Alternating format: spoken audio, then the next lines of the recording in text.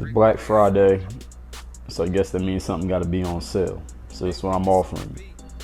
Information, answers, philosophies, knowledge. The price is free. The question is what you going to do with the information. Let's get into the Q&A. DreAllDay.com. What up, everybody? Dre Baldwin, DreAllDay.com. It is Friday, November 28, 2014. You're watching this video on Saturday the 29th. This is the Q&A. Before we get into the Q&A, I want to let y'all know that WOYG, Work on Your Game, WOYG.net is the merchandise site where you can get all this lovely merchandise like t-shirts that have different things on them besides just this logo that you see here. Of course, you got the WOYFG hat and a bunch of other stuff. I ain't got to talk about it. Just go to the site if you want to see the shit. Now let's get right into the Q&A. For those of you who are new to this or don't remember how it works, this is what happens. I look at the questions and comments from the previous week's Q&A. So last week's Q&A, which was Q&A number 46, I'm going to be reading the comments from that video, go straight through them right now and respond to them in this video, which is Q&A 47. So if you have a question that you want to get answered, you leave it in the comments to this one, which is number 47, and you'll see me address whatever you said, as long as you ain't say nothing fucking stupid, in Q&A number 48 next week. I record these on Friday. They get posted on Saturday, so if you leave your comment after sometime Friday afternoon Eastern Standard Time, I didn't get it and you don't hear me answer your question, you post it in the next one to make sure you get it right. So whatever Q&A you post a question in, make sure it is the most recent one. Now, without further ado, we got a lot of questions. Let's get right into it. First question comes from Thomas Schuster.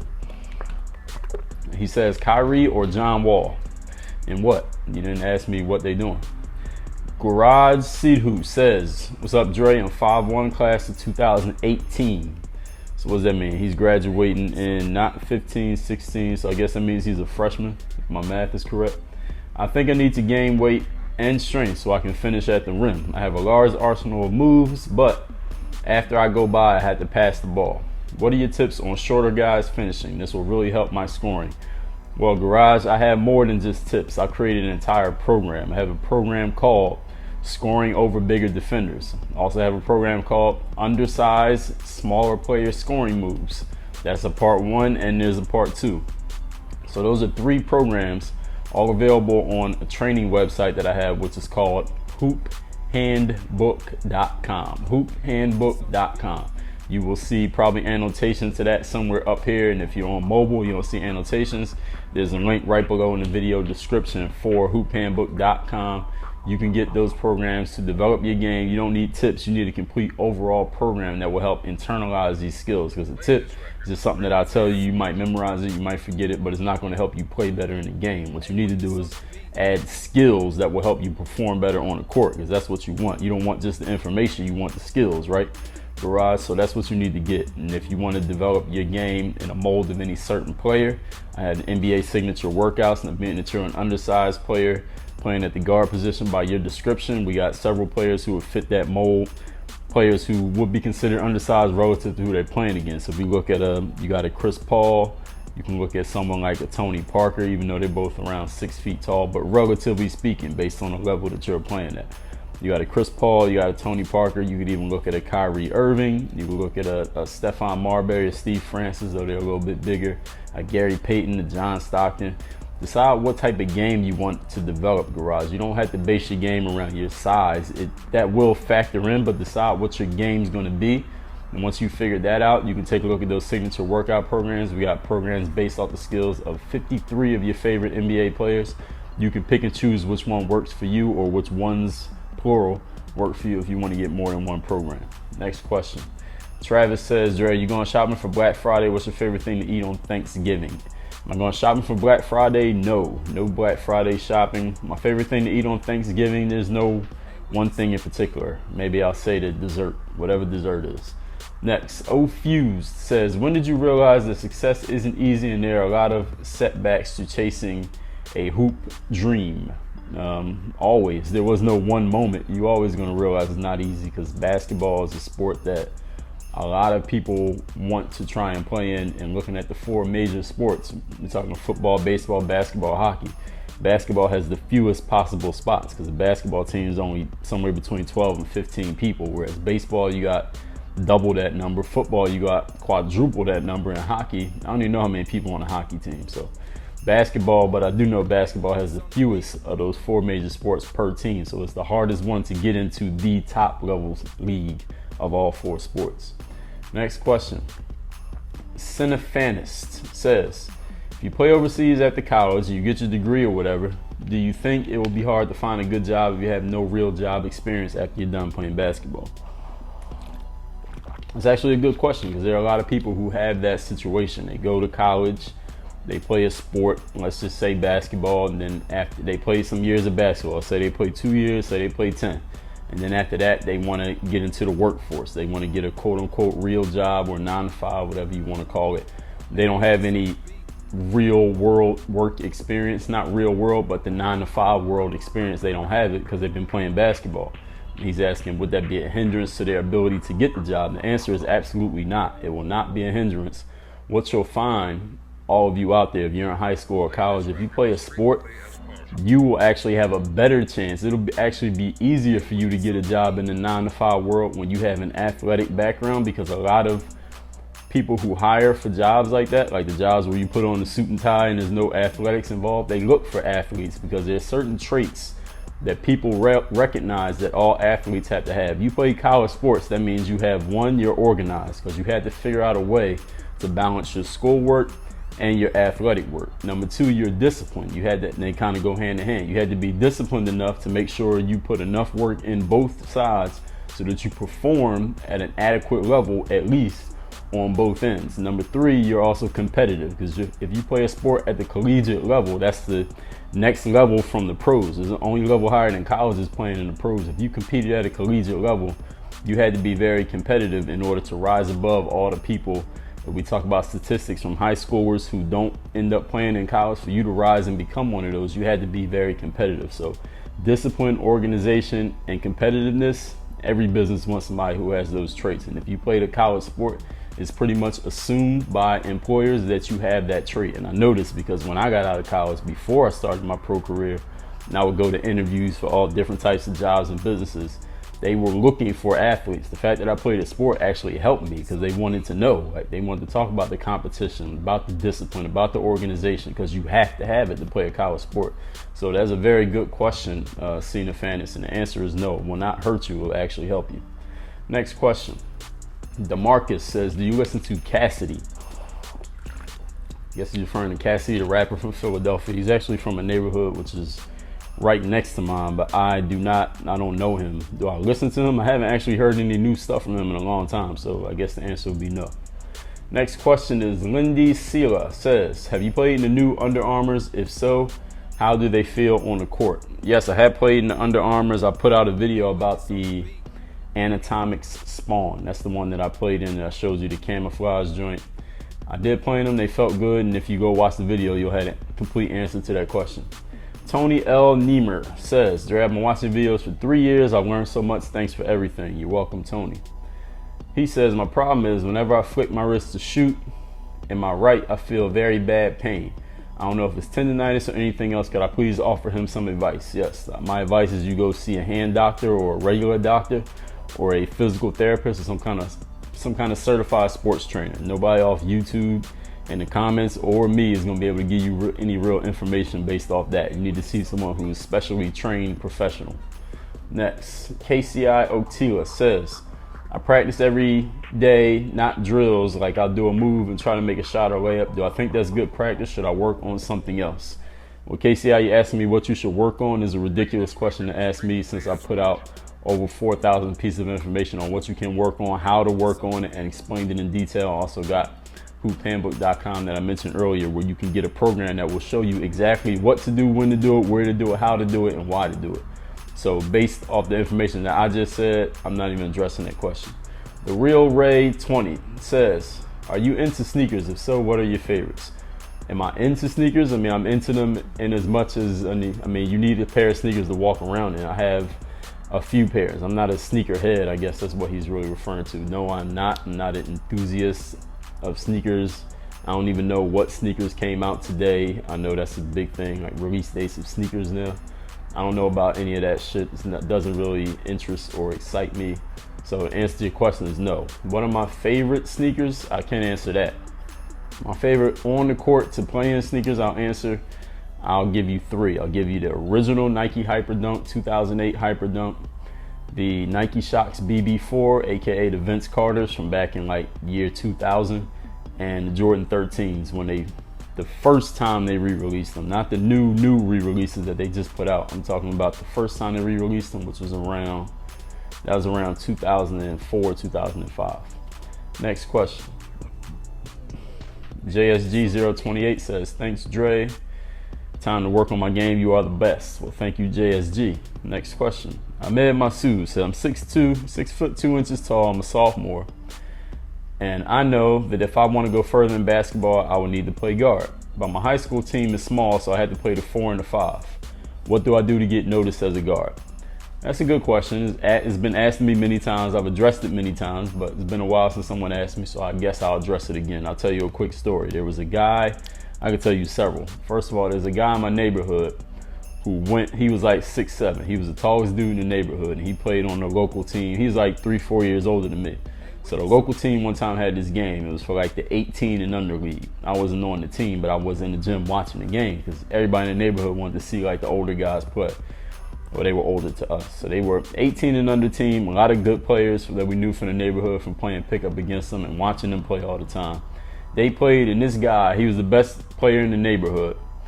He was like 6'7", 6'8", so he was technically the center on the team. But when they played, if you watch basketball, you ever watch a basketball game and this one player just stands out amongst everybody, he just pops off the screen, or you just notice him on the court if you watch it in person. They dominate the action because they're so damn good. It has nothing to do with their size. This guy was technically the center, but he dominated with his handle. He was dunking on people. He's blocking shots. He's shooting jumpers. He was doing whatever he wanted because he was clearly the best player on the court. The position he played didn't matter. And a couple months later, I was actually watching this local high school sports show, and the same guy from my neighborhood, because he played for a team in the suburbs. He went to a high school in the suburbs, even though he lived in the same neighborhood. He went to high school in the burbs. He was the center on that team. He was playing center, and he had like 20 and 15 one game, and they had interviewed him after the game because he was on his way to a D1 college. And I'm like, damn, I seen dude play, and I know he got handle. I know he can basically play guard, but he's playing center in high school, and that made me realize when you got game, the positions don't matter. If you're the best player on the court, it's going to be obvious. I don't care who else is playing, what position you got to play on, who the coach is, the refs, none of that bullshit. If you can play, it'll be obvious. And that guy I'm talking about, his name is John Salmons. He's in the NBA right now. He went on to play at University of Miami. He played center for his high school team. He went to University of Miami, was a starting point guard. 4 years there. He went to the NBA. He's played for like a bunch of teams: Sixers, the Raptors, the Kings, Milwaukee Bucks. I think he was on the Chicago Bulls for a minute. I don't even know what team he's on right now. He's bounced around the league a bunch of times, but he's stretched out a long NBA career, like almost 10 years, something like that. And he was that guy who was 6'7" in my neighborhood, dominating no matter what. Another person I seen play, Kobe Bryant. I seen a video on YouTube. Kobe was on his high school team, was the same situation. He's about the same size as John Salmons. Same thing. He was the tallest guy on the team. On offense, they put Kobe in the high post because, you know, in high schools, at least back then, teams would play 2-3 zone defense. So they put Kobe right at the foul line in the high post, and they just pass it into Kobe. He catch it, do his little same Jay-Z does now, little turnaround J's, couple dribble moves, a little short J, get to the hole, make a layup, maybe get a dunk. But offensively, Kobe was the center. He wasn't the point guard. He wasn't the shooting guard. He was the center on offense. But he still had a chance to show his game. If he got a rebound, he could push the ball up the court because he knew he had the skills to do it. The coach knew he had the skills to do it. And then when he did it, he proved that he was good at it. So when you have game, it doesn't matter what position you get put in. If you are good, it will be obvious. The positions do not determine your results. Your results will determine your results. Your actions determine your results. So don't let the position be a hindrance. Don't even think about the position.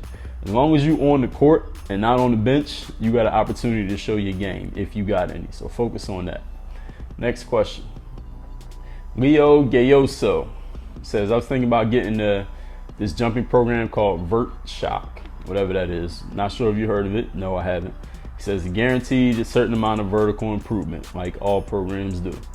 I was thinking of doing it in the summertime because I don't have enough time now because of school. By the way, I got cut from my freshman team. My question is, do I think the program will work? And he said, this program is certified by the world's greatest dunker. By the way, I love your videos. Let's break this down one by one. We'll start at the end. You love my videos? Thank you, Leo. He says it's certified by the world's greatest dunker. Well, world's greatest dunker is a very relative term. That's a matter of opinion. So when you could say such and such, whoever that person is, the world's greatest dunker, I could walk outside and ask somebody else, they're gonna give me a different name. So there is no world's greatest dunker. That's all subjective. And his other question is, do I think the program will work? Based on that information, who the hell knows? You're not giving me anything for me to even give you an educated answer to that question off of. You said the program guarantees such and such. You're thinking about doing it. Do I think the program will work? Well, what does it matter? You haven't done anything yet. The only way you're going to know if the program works is for you to actually do the program and see what the results are. And as I tell everybody when it comes to any type of training program, even though I have no idea what this program is, if this program, it has been proven and it's tested and is certified by whoever you think it's certified by.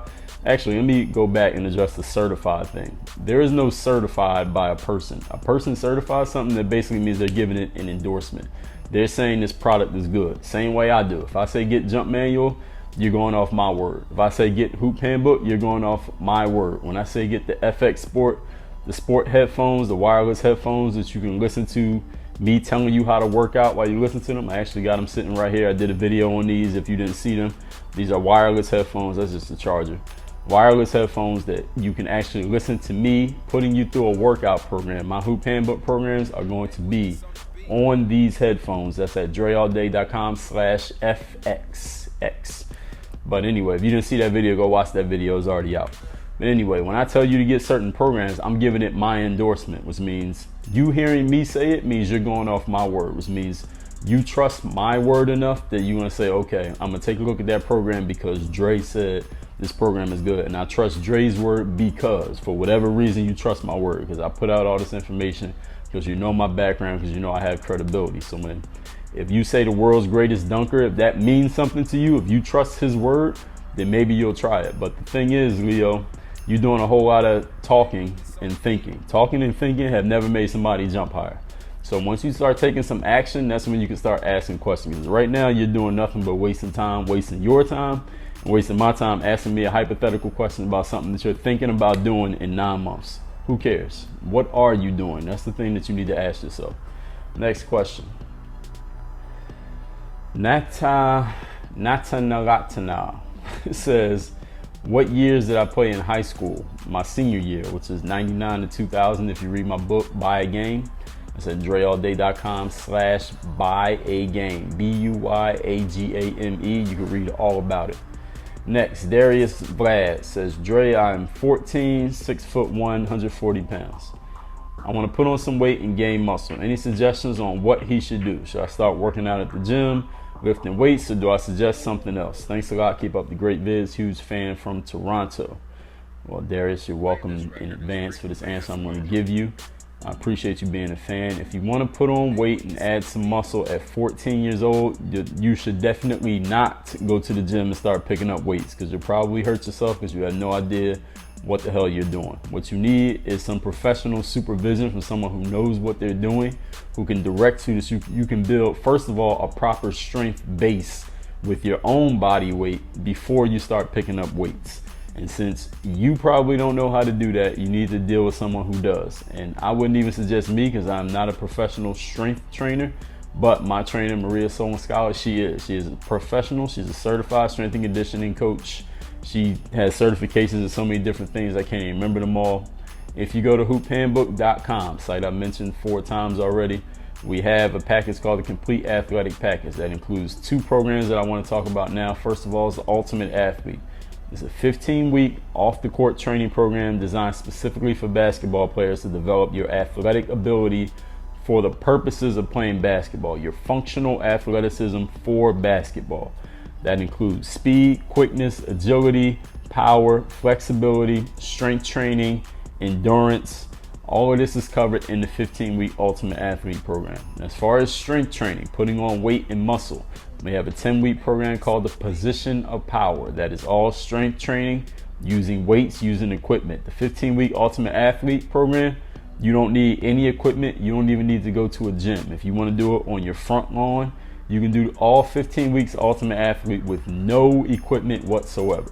Position of Power is for those of you who do have access to weights, to a facility, to a gym. This is for strength training, lifting actual weights. That program, you follow it, again, written by my trainer, Maria. You've seen her working with me in my own videos. If you look at my playlist, all the off the court training stuff, you'll see Maria hundreds of times over in those vids. She's the one who wrote those programs. So if you're serious about getting your strength and weight up in the right way without injuring yourself, those are the 2 ways you do it. Next question. Matthew Rodriguez says, is it all right to be overconfident or a cocky player on your team?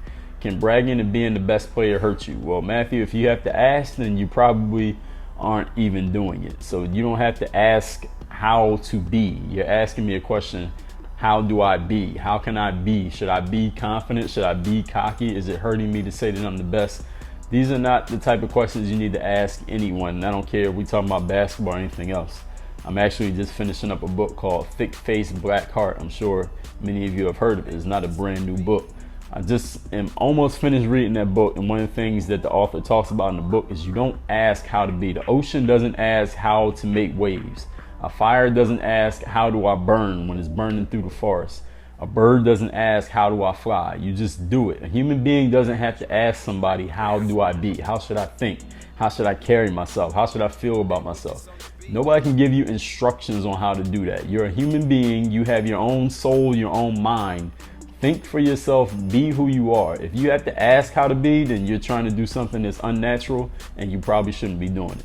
Next question. Cross Durden says, Dre, I'm wondering, did I start athlete life since I was a kid? I don't know what he means by that, but let's read the rest of the question.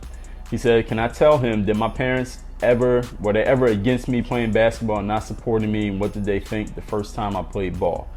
All right, so basically he's asking me about parental support. Was I always an athlete? I was always an athlete, but not always basketball. I played baseball, played some street football, a little bit of organized football, and then I got into basketball. That was the last sport that I got into.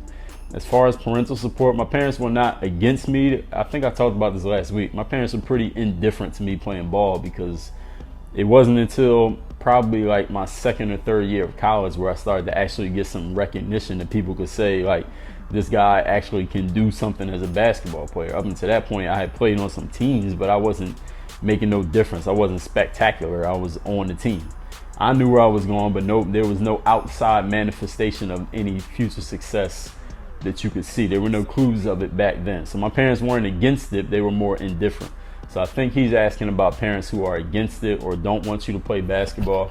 Listen, I had made a video about that already, and I've also written about it. If you actually look it up on YouTube, you just search my name, Dre Baldwin, and type in the word parents. You'll see all the videos I made about parents and athletes, especially getting support from them. And if you go to my website, dreallday.com, there's a page on my site called Guides, Tips, and Help. On that page, I have written a couple posts specifically about how to get your parents to support your basketball goals if at this point they're not supportive of it, if they're actually against it.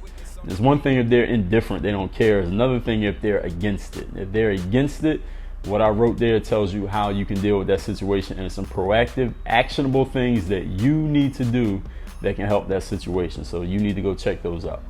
Next question. Bryce Fulton says, what are my top 5 basketball movies of all time? Well, Bryce, I don't have any favorite basketball movies. I'm not a movie person. I barely watch movies at all, so I can barely name one basketball movie, let alone 5. Next question. Babyface Assassin says, a couple of teachers who are close to the basketball coach told me the coach is planning on cutting me and I shouldn't come to tryouts. Should I confront the coach or let it go and show out at tryouts? WWDD, aka what would Dre do? All right. First of all, Babyface Assassin, a couple teachers told you that the coach is planning on cutting you, you shouldn't come out.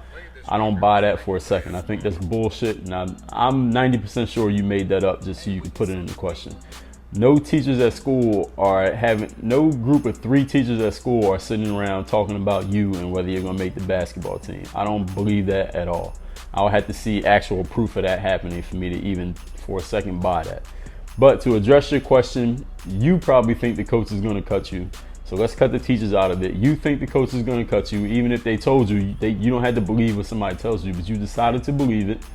You think the coach is gonna cut you, and you're wondering, should you quit and not show up, or should you show up? Now let me ask you a question, babyface assassin. You asked me what would Dre do. I want you to tell me what you think my answer to that question is going to be, and you can post it in the comments to this video. I'm not even answering it because you already know the answer to this question. So I think you owe everyone else in the Q&A an apology for asking me this, because you already know the answer. Next question. Adrian Grant says, how tall are your parents and who's currently your favorite player in the NBA? I addressed the parents thing, I believe, in the last Q&A. My favorite player in the NBA right now? Nobody. I just like watching it. Nobody in particular. Jake Gifford says, Dre, what should I do for being more athletic on the boards and being an all-around better rebounder? If you want to get more rebounds, you got to increase your desire, which means go get the damn ball. There's not a training program for desire. There's no training program for rebounding, actually. If you want to rebound, you just got to go get the damn ball. That's it. Rebounding, there is the art of the positioning and boxing out. Yes, those are techniques. But you still have to want the ball the most. The person who gets the most rebounds is the person who has wanted the ball the most. There are some rebounds that come to people because of their size, or you might be in the right spot. Over a long period of time, the most rebounds go to the person who goes after the most rebounds. So you got to increase your desire. And like Charles Barkley said, go get the damn ball. Next question. As far as athleticism goes, Ultimate Athlete Program, 15 weeks off the court, no equipment required. I already mentioned that and gave you a detailed explanation of what the program does. Next, Siraku15 says, in your book, Buy a Game, you talk about high school and college basketball career. Have you ever considered writing a book on basketball and life after college? If you do write one, I'll buy it. Well, the answer, Siraku, is absolutely. That book absolutely is going to happen, but that whole story is not complete yet, so I haven't started writing it yet. But the book absolutely guaranteed will happen. Next question. Says, thanks for all you do. You don't realize how much your work affects people all around the world. Well, Siraku, I much appreciate that. Thank you for letting me know. Next is my MB Ike says, when did you start getting serious about basketball, like planning workouts and stuff? Probably around age 16, 17, when I finally started to have some success playing basketball anywhere. And I started to realize that all this time I spent on the courts by myself practicing, it actually was paying off. I knew it would pay off, but I was starting to see some actual physical manifestation of those results. And that's when I started to get more and more serious. But I was always serious about it. As long as I decided, from the point that I decided that basketball was going to be the thing that I did, I was serious about it. It wasn't any other thing that I said I was really that great at besides basketball back then. Next question. Ray Meza says, are you ever thinking of coaching in the future? No. Next. Scott Fisher says, Dre, I'm 5'10" point guard. I play for a team in the United Kingdom. I recently started playing for their first team and the second team. And when I play, I start the offense. When we get into the offense, I don't get the ball back because they play a different style than I'm used to. They don't appreciate my attributes. So when I get the balls and bad shots, I have to force the play and try to make something happen for my team. How can I prove that I'm a solid option when I don't get the ball in spots to score and to create good shots for my team? Well, first of all, Scott, this is the number one thing you need to do. You need to realize that the problem is not your teammates and is not where you're getting the ball. The problem is you and your lack of skills and lack of experience. You are the only problem in this situation. Your teammates have 0% to do with it. You are 100% the problem. And until you accept and realize that, nothing else is going to change. There's this guy who's he's a legend of personal development. His name's Jim Rohn. And he has this audio tape that I've listened to several times over the last few months. And one thing that he says is someone told him, like the person who mentored him said to him, he said, Jim, everything else is going to change as soon as you change. Because as long as you think the problem is something outside of you, the problem is going to continue to exist because you keep thinking the problem is something else. So back to your question, Scott, the problem is not your teammates passing you the ball in spots where you can't score. Who is it that forced you to not be able to score from a certain spot on the floor? None of your teammates said, okay, we're going to make sure Scott only gets the ball right here because we know he can't score from there. But what if you could score from there? Then how could they be the problem? Problem is you're not good at scoring from certain spots. That's something that you can fix by your own practice by yourself. That's something that you need to work on yourself. And how do you get your teammates to believe in you and give you the ball more? By proving that you're capable of doing something when you get the ball. And since, as you explained, you're getting the ball and doing nothing, that's why they're not giving you the ball. So it's like a self-fulfilling cycle. If you want to prove that you're good, then you had to actually be good. You want to prove that you should get the ball more, you need to do more with the opportunities you do get. So when you do get the ball, wherever it's at, if it's in the corner, if it's at the foul line, if it's at the top of the key, if it's right under the basket, if there's any spot on the floor where you get the ball there and you're incapable of doing something, then you already know what you need to be practicing on for the next 6 months, 6 years, 10 weeks, whatever it takes. So you already know exactly what you need to do, Scott. You need to start working on it. Stop focusing on anything outside of yourself. Understand that you are the problem and you also are the solution. Next question. Ziggy 1000 says, what's up, Dre? I just got cut from my team. I'm a sophomore, but I'm going to try out again next year. Usually when I play at my local gym, I always dominate, but in tryouts, I don't feel confident. I don't play well, which is why they didn't take me. Do I have any advice about confidence in your skills? I absolutely do, Ziggy. I have so much information about it, it will probably overwhelm you. First of all, I'll refer to my most recent book. It is called The Super You, Unlocking and Living with Your Highest Level of Confidence. You can get that at dreallday.com/The Super You. You also get it, just go to Amazon site, type in my name or type in The Super You. You'll see the book. It's available on both Kindle edition for your phone and or your tablet device. And also you can get a hard copy paperback book mailed to your house anywhere in the world, of course. And also when it comes to you playing well in practice or playing well with your friends or playing well in pickup, but then you don't play good and in unfamiliar situations such as tryouts, such as an official game, such as playing against players whom you're not friends with. A lot of players ask me questions about this. This is a huge challenge for a lot of players. It was a challenge for me when I was coming up. I wrote about this multiple times over on that same page I mentioned earlier on my website, dreallday.com. If you go to, at the top there are links. There's a link that says guides, tips, and help. Click on that link and you'll see the pages, the posts that I wrote about. Players who freeze up in games, players who get nervous before a game, how to not play scared during the game. These are all things that I talked about already, and I also have made videos about them. If you just search my name, Dre Baldwin, you type in nervous, type in confidence, type in tryouts. All of those are vids that address the exact question that you just asked me many times over. Next question. Ontario Hulam says, Dre, I dominate in practice, but in the games I freeze up. Any help? Well, speak of the devil, I just mentioned that. Ontario, the exact answer that I just gave the previous questioner, Ziggy 1000. Same thing goes for you. Next question. Sam Andrews says, Dre, I'm in 8th grade. I'm playing varsity this year, and finishing over big guys has been really tough. The Dwayne Wade, Rajon Rondo fake isn't working. What moves or player workouts would I recommend to use to finish over guys a foot taller than me? Thanks. Well, Sam, first of all, actually this goes back to the guy Jim Rome that I just mentioned earlier. Another thing that he talks about is philosophies. You got to get certain philosophies internalized in your mind. It's not always that you have to do this, do that, do that. It's the certain philosophies that are leading to your actions, that when you change the philosophies, the actions will automatically change. So Sam, one philosophy that you have incorrect here is he said the D Wade / Rajon Rondo move isn't working. Your philosophy is wrong because you're going into a basketball game thinking that I'm going to do this move or that move. I don't care if you got 2 moves or you got 2,000 moves memorized in your head. If you go into a game thinking about what moves to do, your philosophy is wrong. You have to change the philosophy to, you have to develop enough skills in enough different areas that when you get into a game and something happens on the court, you can react to it immediately, instinctively, without thinking about it, and you'll get the right move. Maybe you make the shot, maybe you won't, but it won't be because the move is wrong. It might be because you just missed the shot. Right now, you're thinking of doing moves and you're asking me to give you moves to do for a certain situation. Your philosophies are completely backwards. You need to take those philosophies and throw them in the garbage and change your philosophy, which means you need to develop more skills. Sam, that's your problem. You lack skills. and you also lack experience.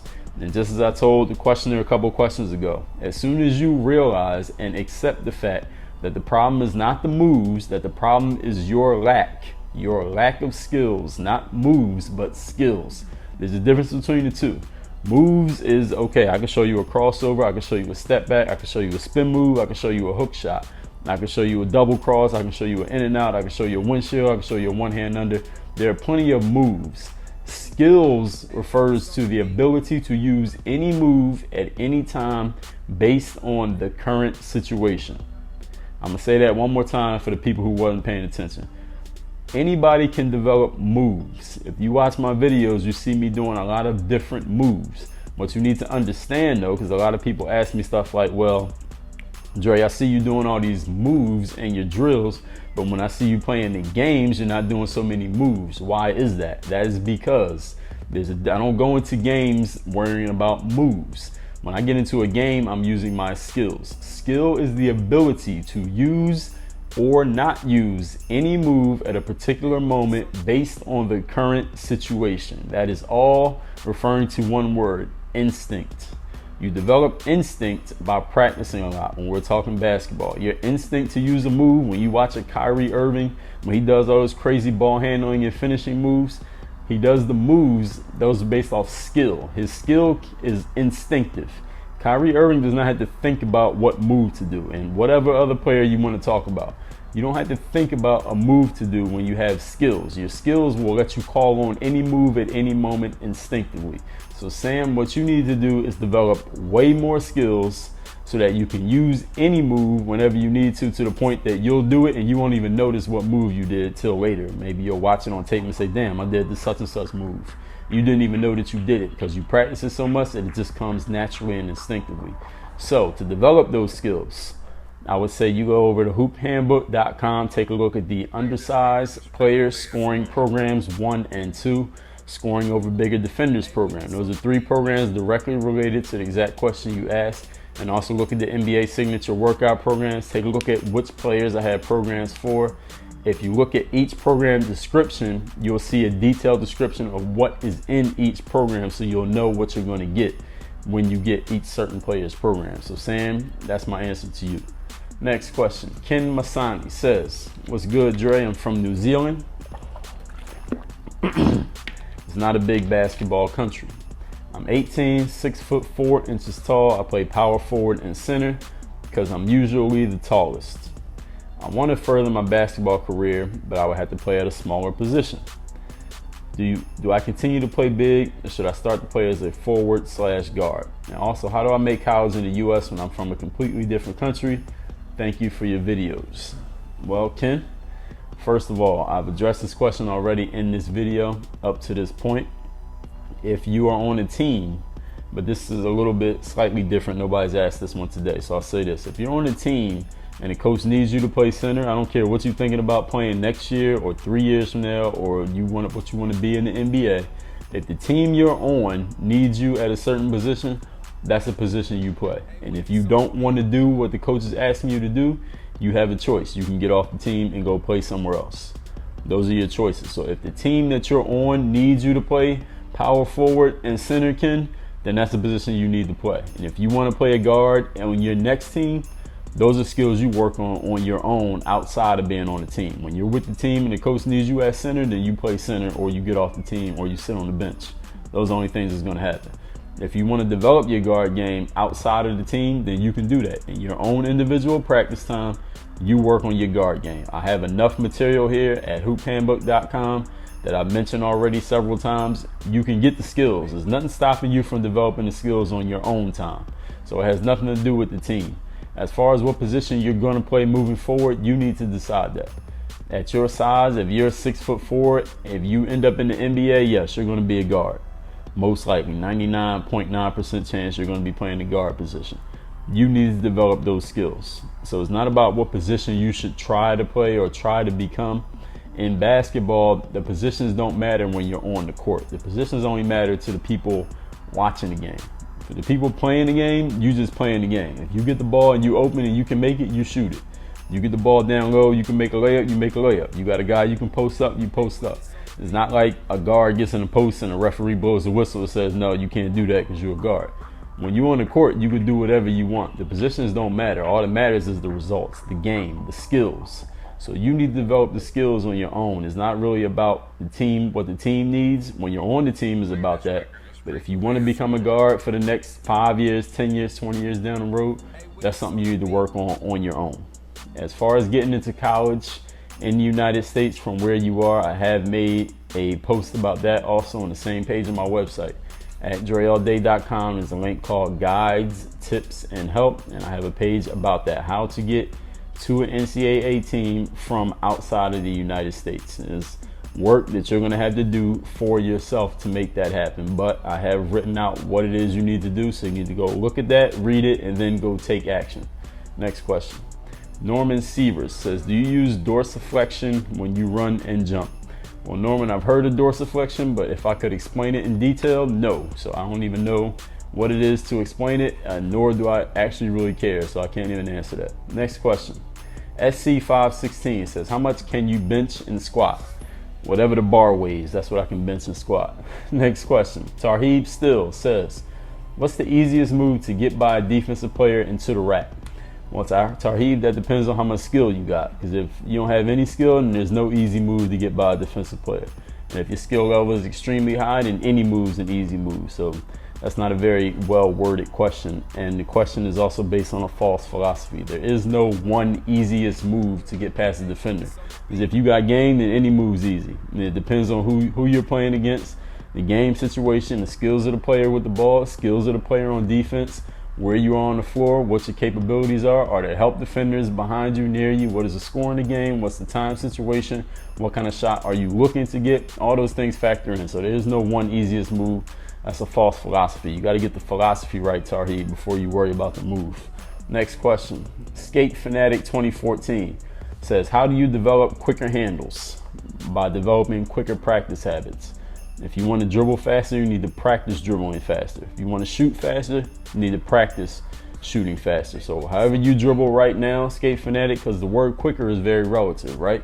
Relative means relative to the person talking. Because if I said that car just drove by fast, it could be going 25 miles per hour. But somebody who's riding in the car going 25 miles per hour, they get passed by somebody going 50. To them, the car going 50 is fast. So it's all relative. So if you want to get quicker based on where you are now, Skate Fanatic, you need to practice at a speed that's quicker than what you're normally used to. Then you'll be quicker. Next question. Arel Valdez says, Dre, I'm going on vacation next month and that's when my season starts. But the thing is, I'm staying on vacation for a month. So when I'm on vacation, what should I do to train so when I come back, I'm ready to get back in season and play for my team and stay in shape? Well, Aurel, I'm going to pose to you the same question I posed to someone earlier in this video, because you're asking me a question that I think you already know the answer to. So I want you to let me know in the comments to this vid, what do you think the answer to your own question is? He said he's going on vacation, and what can he do to stay in shape so he's ready when he gets back? I don't understand how there are any actual choices to answer that besides an obvious one, but I'm not even going to answer it because I think you already know the answer to your own question. So when somebody asks me a question like that, I'm going to throw it back at them. Next. Fabian Pacheco says, what's up, Dre? I made the basketball team, but I'm having trouble getting comfortable with the offense of the team. Any tips on getting comfortable?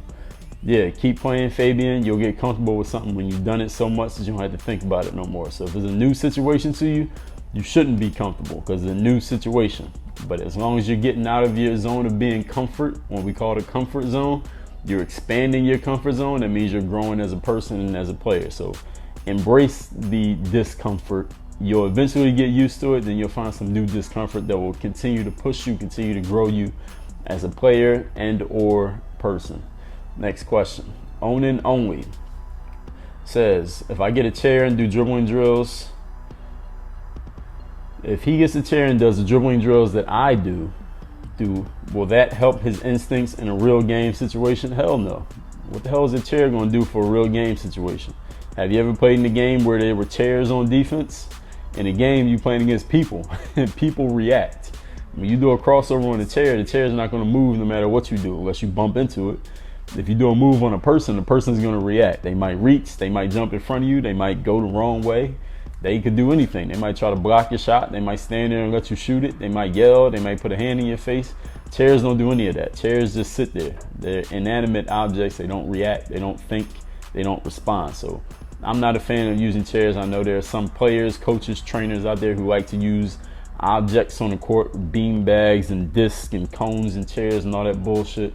I'm not into that. I'd rather just use a blank, empty court in a basketball. I don't need nothing else. You could develop game with that, but other people have other opinions. As far as to answer your question, Onan, will a chair help your game reaction situation? No, it will not. If you want to get better at game reaction situations, you know what you need to do? Playing games to get those reaction situations. So are you going to get the ball stolen from you and get scored on and dunked on? Yes, yes, and yes. If you're afraid of that, then this ain't the game for you. So go in there, take your L's, and you'll get better as you keep taking the L's. Eventually, you'll stop taking L's and you'll start giving them out. But you got to go through that. You can't skip over that part to go from novice to good. You got to go through this part. And this is the part that a lot of players want to skip, and a lot of players do skip it, and a lot of players end up not being basketball players because of it. Next question. I'm True Skills says, Dre, do you believe that losing can contribute to an athlete's success? Yes, just like I said in the last question. So the answer is yes. B Baller says, how do you structure your workouts on the court and what kind of drills do you do? Now, B Baller, that is a preposterous question to ask me, being that I've put out more content that shows how I work out than everybody else on here on this website put together. And I got the website hoophandbook.com where I show you exactly when you get a program, the workout is 100% structured for you. Tells you exactly what to do, when, where, who, why, what, and how. Next question. John Durant says, Dre, how do you develop a thick skin to handle criticism, such as the coach yelling at you and also people talking or laughing behind your back? Can you post more videos on Dre All Day channel, on my other channel, to talk about how to develop high levels of self-esteem? Thanks, Dre. You are an inspiration. Well, you're welcome, John. Let's work backwards here. First of all, he mentioned one of my other YouTube channels that I started a while back, started posting some off the court videos where I'm basically talking philosophies, answering questions, giving tips and advice on things outside of playing basketball. Yes, that channel will continue to grow. There will be more content on that channel. It is coming soon. I will let you know on this channel when stuff is out on that channel. But if you haven't seen it, it's youtube.com/Dre All Day. As far as his question, how do you handle criticism? First of all, people are talking and laughing behind your back. How would you know? If they're behind your back, then you wouldn't even know that it's happening. So that means you're imagining it. And that has nothing to do with them. That has everything to do with you and your lack of confidence and self-esteem, which is what you asked about. So, criticism of a coach yelling at you. A coach is yelling at you. The coaches, I would guess it is constructive criticism, or at least they're trying to be constructive. Not all coaches are constructive when they're criticizing, but they're trying to be, because they don't want you to feel bad about yourself. They want you to actually improve whatever they're yelling about so that you can play better. And when you play better, the team performs better. When the teams perform better, then the coach looks good because the team wins games. Remember that the coach's ultimate job is to win games. So he doesn't want you to feel bad about yourself, even though that might be the result. That's not his. I don't believe any coach wants to do that. He wants the players to play good so that they perform, the team performs, and he looks good, or she. But anyway, how to develop a thick skin? Well, one way is that you have to go through things like what you're describing. You can't develop a thick skin if you don't go through any types of trials or tribulations. You can't be tough. If you know anybody out there who's tough, physically tough, mentally tough, you can't get big, strong muscles if you don't lift heavy weights that are very hard for you to lift. If you got to struggle to lift the weight and finally get it up there, your muscles are going to develop more than a person who only lifts weights that's easy. So if you go in a situation, if you're in a situation, an environment where you're never challenged, where nobody ever puts you down, where you never had to really put all of your will and all your power, all your mental and physical and emotional energy into something in order to succeed, if you're never in that situation, you're not going to develop the toughness. You're not going to develop the strength, the emotional wherewithal, the physical wherewithal to get through a serious challenge. So understand that you need to go through these things, which you may be considering negative at the moment you're going through them, in order to, in the future, develop the toughness that if something like this happens again, you can laugh at it. It's nothing to you because of what you've been through already. So you need to go through it to develop that thick skin. That's one thing you need to do. Another thing you need to do is, for the third time I'm going to mention this guy, Jim Rohn, R-O-H-N, if any of y'all want to look him up. Jim, Jimrohn. I believe he has passed away, but his audio recordings, things he's written and talked about, they have lived on past him. But another thing is the philosophies. You had to get certain philosophies internalized within you so that you can deal with the negativity. And I talk about these philosophies in all of my books. I have a book called The Super You. It talks about unlocking and living with your highest level of confidence. Check out The Super You, Dre All Day /The Super You. There will be a link to that right below. I also wrote 3 other books. One of them is Buy a Game, which is my basketball story. And the other 2, which refer to the mental side of life, which is what you need right now, John, is The Mirror of Motivation and The Mental Handbook. Both of those, Dre All Day /Mirror of Motivation, Dre All Day /Mental Handbook. Again, the links to those books, you can get Kindle or paperback version via Amazon.com. The links are all right there below. And of course, they ship worldwide. And if it's digital, it's immediate right to your phone or tablet. So, John, those are the things that you need to do to develop your mental side of your game. I would also suggest that you start reading my blog at DreAllDay.com. I post new blog posts every single day. I have posted at least 1 new post every day in 2014. So that's over 300 posts of where I talk about a lot of times philosophy, motivation, the mental side of things. And most of the time it's not even about basketball. And these philosophies, when it comes to confidence and emotional intelligence, emotional strength, these apply to anything. So you don't have to be an athlete for them to be useful to you. Next question. C.A. Cardina says, "Hi Dre, I'm in the Philippines, but I am in Cebu. I love your vids." All right, Cardenas, I appreciate that. Thank you. Kyle Collier says, "I'm 5'5". I'm getting high enough to dunk the ball, but I don't have big enough hands to palm the ball. Do I have any tips to help him? By the way, I love your vids." Well, thank you, Kyle. And Kyle, I got to give you a brand new philosophy. We're going to keep using this word today. The size of your hands has nothing to do with your inability to dunk a basketball. You say you're getting high enough to dunk the ball, then that should be period, not but. If somebody says I jump high enough to dunk, but, then the first thing you said was wrong. If you're high enough to dunk, then that means you'd be dunking, right? That makes sense, right? Everybody listening to this, if somebody says I jump high enough to dunk, that means they should be dunking. So if they got to put the word but after it, then guess what? You're not jumping high enough to dunk, Kyle. So you need to get your vertical up a little bit. If you need a program for it, I don't know if you do. If you do, you get the jump manual at DreAllDay.com/jump. That comes with a free offer, which is mentioned on my website at DreAllDay.com/jump higher. But the program jump manual, DreAllDay.com/jump, JUMP. So you don't need to be able to palm the ball. Palming the ball is not a prerequisite of dunking. So not being able to palm the ball has nothing to do with your inability to dunk. You just got to get your vertical up. Next question. Casey Murphy says, "Dre, what was your first job?" My first job was answering the phones and working the front counter at Pizza Hut. I was 15 years old. Next question. Bobby Cameron says, "Tryouts are next week. I'm nervous. We're gonna run 35 suicides," something like that, plus scrimmages and other running drills for 3 days. I'm a good shooter and I can post up. How should I approach all that running and the tryout mentally? Well, Bobby, you just got to show up and do it. Since you already know what you're going to do, then you can be more mentally prepared than anybody else. But if you're scared, then it's really nothing that anybody can do for you. You just got to show up and do it. You don't know what's actually going to happen. This is what you think is going to happen. This is fear. This is your fear talking. So your fear is talking about all the negative possibilities. We're going to run 35 suicides, all these other running drills, and we're going to do scrimmages, and I'm nervous. That's all. Every single thing coming out of your mouth right now is fear. And it doesn't mean, and what I'm saying to you is that you don't have to eradicate fear. You don't have to completely eliminate fear. What you have to do is act in a bold, confident fashion despite the fear. And once you do that, guess what? Fear will go away. Fear is a coward. I don't remember who I was listening to or what I was reading when somebody gave this analogy. Fear is very cowardly. Fear is the type of thing that will bully you and push you around a lot as long as you keep trying to avoid it and you keep running away from it and you keep submitting to it.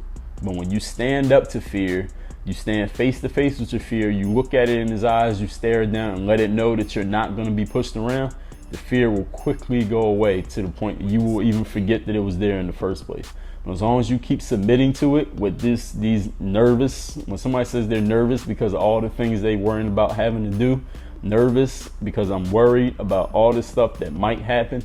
All that is fear talking. And what you're doing right now is submitting to the fear, because you're verbalizing it, you're worrying about it, you're thinking about it, you're time traveling, something I'm going to talk about in a future motivation video.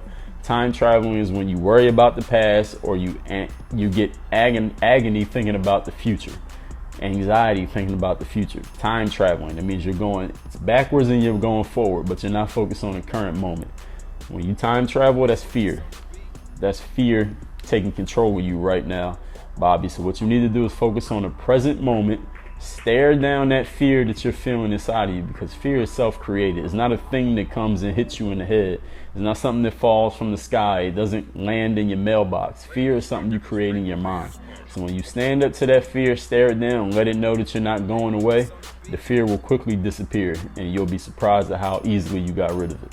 Next question. Dimitri Tukovic says, Dimitri says, wondering if you consider making a Rajon Rondo program. He says, I know what you're thinking. He's not a fantastic scorer, but neither are John Stockton and Jason Williams, but they still had their way with defenses. I would definitely pick up Rajon Rondo if you do it. Well, first of all, Dimitri, you have no idea what I'm thinking.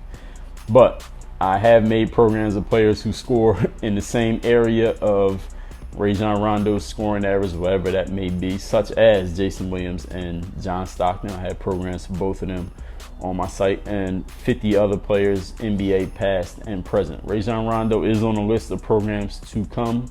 It's just not out yet, but I don't make my programs based on how many points people score. That's ridiculous. Next question. Jay Aguilera.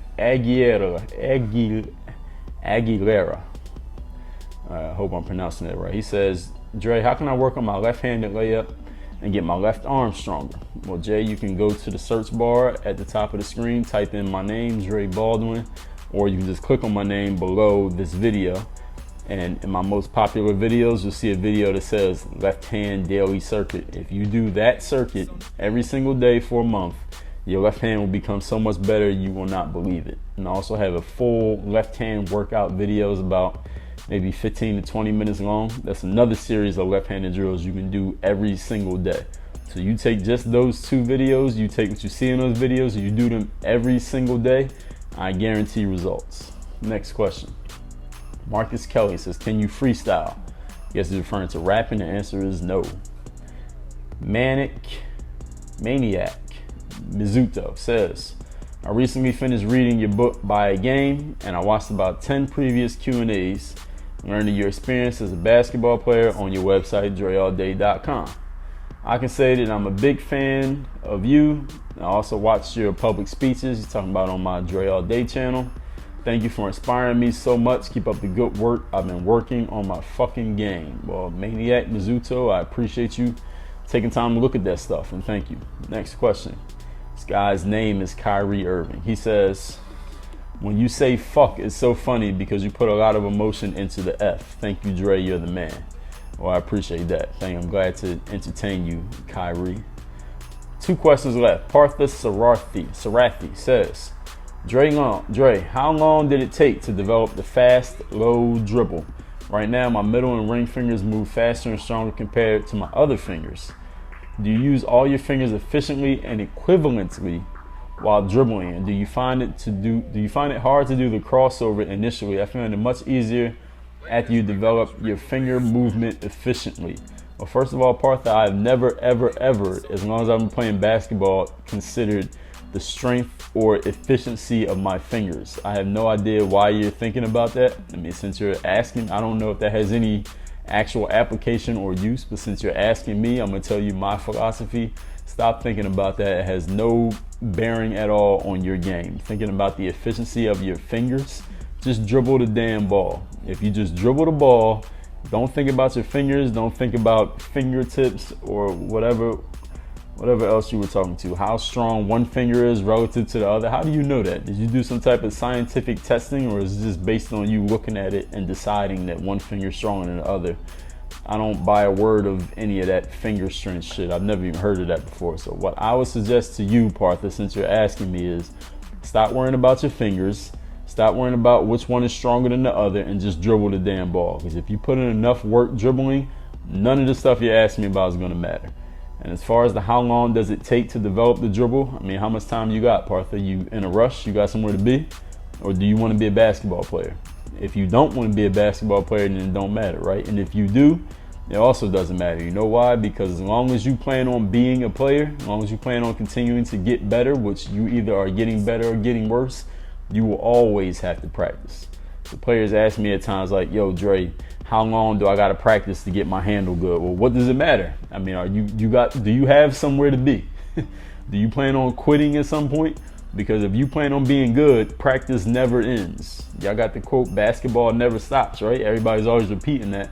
People say ball every day. What's other shit y'all like to say? Ball is life. Okay, life. All right, it don't end. If you plan on dying, then I guess you can stop practicing. But if you plan on being a basketball player the next 10 years, there will never come a point you don't get to year 7 and be like, all right, I'm good as I need to be. I don't need to practice no more. Because even if you decide you want to stay at that level, if you stop practicing, you won't stay there. So you will have to keep practicing forever. As long as you plan on playing, you will always be practicing. So there is no how long. It's forever. As long as you play. So the point that you can stop practicing is the point that you're done as a basketball player. So if that's the date you're looking towards, I'm not the person to give you that information. Next question. Last question by It's On. Says, I'm going to buy the Ultimate Athlete and the Jump Manual for Christmas. He says, can you use both of them at the same time? Do you have to use them at separate times? It's On, and for everyone else, you do not use both of those programs at the same time. You use one or the other. You can do them separately. And Jump Manual, it's 12 weeks. Ultimate Athlete's 15 weeks. So right there, you got half of your year when it comes to training if you do those two programs back to back, but do not do them at the same time. That's it, everybody. This is the longest Q&A in history, over an hour long. I appreciate everyone's questions. Y'all getting better and better with the questions. Hope everybody had a great Thanksgiving, and if you did any shopping, I hope you're cool with that. That's Q&A. You got questions you want me to address, you read them in the comments to this video. And no matter what you think of the question someone else asked, do not leave a comment. Do not respond to their question. I'm going to have to delete you out of the comment section forever. That's it. That's all. Work on your fucking game. DreAllDay.com. Thanks for checking out this video. Make sure you check back next week, the same day, to catch more tutorial content. Check out all my favorite content up here, all my social networks. You can follow me over here. Make sure you are subscribed to catch all my new content coming out here on this channel every single day. Work on your game.